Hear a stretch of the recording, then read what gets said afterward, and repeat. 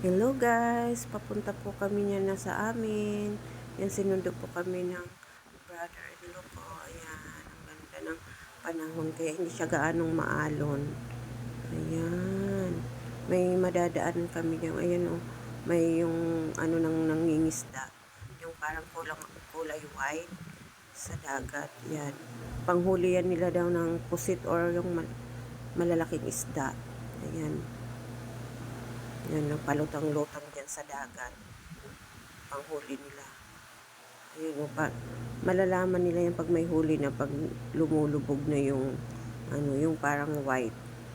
Pataw yata ang tawag nun. Hindi ko lang sure. Ayan, ayan oh.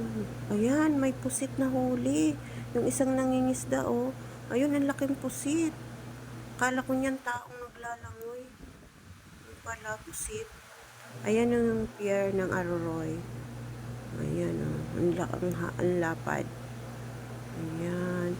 Ayan yung barkong sinakyan namin papuntang San Andres, Quezon. Tapos, dyan din ulit kami sasakay pabalik. Dyan sa Roro na ko shipping. Nice. Palangga pa. Oh, may commercial pa ako ah.